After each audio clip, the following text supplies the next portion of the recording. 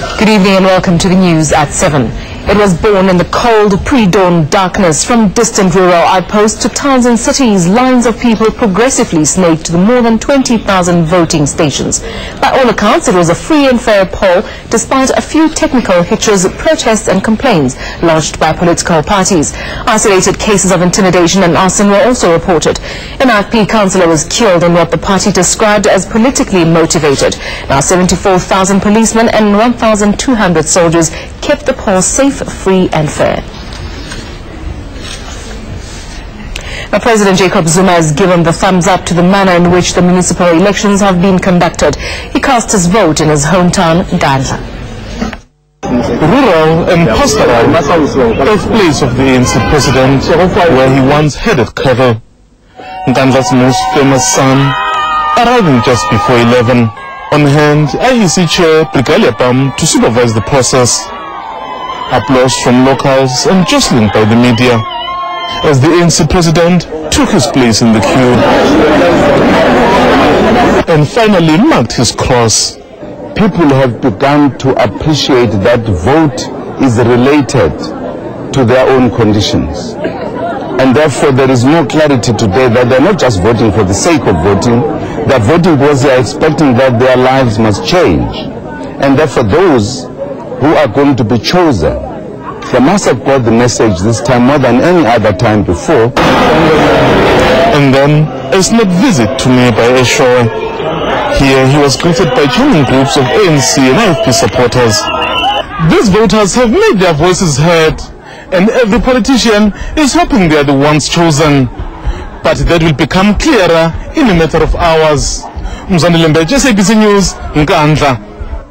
Take a look at where the who's who in politics cast their ballots. Patience is a virtue. Deputy President Kgalema Motlanthe waited his turn like all citizens. There's no protocol that says, public officials should be at the head of the queue. It's the right of those who came earlier to be at the head of the queue. Also in the capital, the UDM leader. There will be minor shifts here and there, but I'm not ready to be deceived by what Zilo and others have been doing on TV, toying with Africans and so on. A cluster of leaders voted in the tightly contested Cape Metro, among them the DA leader.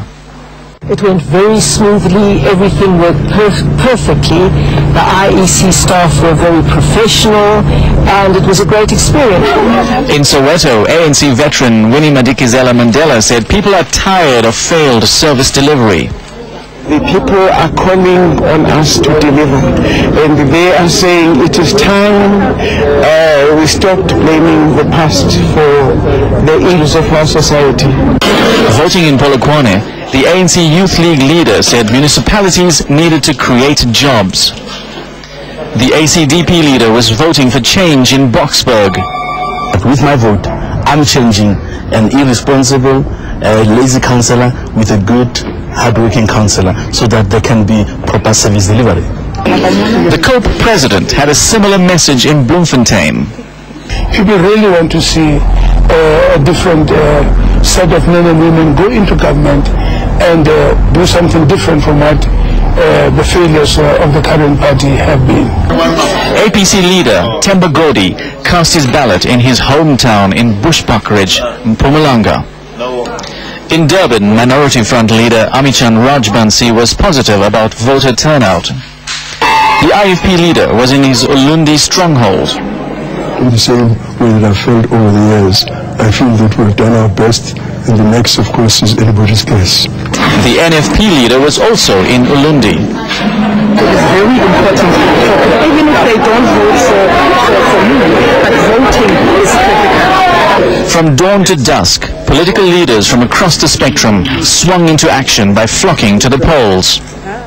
Millions of people cast their votes from remote villages to bustling metros. The most contested local poll since '94. For weeks, voters bombarded with promises. Today, they finally had their say. In Gauteng's one-time hotspot of Kutsong, a vastly different scene from the last municipal election. Today, residents surged to voting stations. In Zandspruit, scene of recent violent delivery protests, residents also came out in numbers. This despite threats to boycott the elections over candidate lists and poor services. I have been living in the area for 20 years and have not seen any difference. I have always voted and I will not stop voting. I want a better future for myself and my children. Voting in Rand Park Ridge was delayed for hours.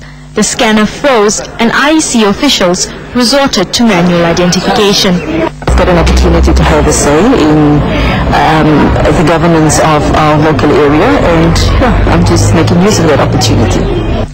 It was also an early start for voters in the Chris Hani District Municipality. Nom Salali arrived at 4. In the hotly contested town of Sterkspruit, residents say they're voting for change in the poverty-stricken townships.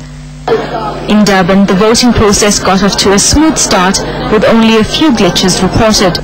While voting did not take place in Kwakpima near Cato Ridge, residents blockaded roads and burned tires, protesting against what they called imposed candidates. Let's see how the day unfolded in rural provinces. A blue show of force. Disgruntled residents protested outside their voting station. They opted not to vote. A voting tent and ablution facility were razed to the ground. We didn't vote because government has neglected us and made empty promises. Mother Nature prevented these residents from casting their ballot. They spent the day assessing the storm's damage. Damage is more than counted because some the houses are damaged, some houses are full of water. Meanwhile, the youth here are hoping their vote is one for change. I came here to vote to make our community to be well grown. In some areas of the province, the demarcation of municipal wards caused problems. Some voters travelled long distances only to find their ward had changed. It was all systems go in Rustenburg. Residents were eager to cast their ballot. I have never voted before. This is my first vote. I would like to see an improvement in infrastructure, the road. Police station has to be built in our area because this area is full of crime. But a different atmosphere prevailed elsewhere. Many farm workers saw this as a normal working day. Chilly weather didn't keep these voters indoors. Most of the people canvassed say they want decisive change and better services at local level. And we now cross live to the ICC's Advocate Pensi Tlakula is joining us from Pretoria. Thank you for joining us, Advocate Tlakula. Now, are you satisfied with the day's proceedings? Yes, we are satisfied. As you know, in the morning we had a few glitches, but we soon overcame those. At the moment, the voting stations are closing, but we have taken out a message there to say that whoever is on the queue at 7 o'clock must be allowed to vote. Now, were there any, we've heard of the serious complaints that came through, things like ink washing or ballot papers not being stamped. What do you make of those?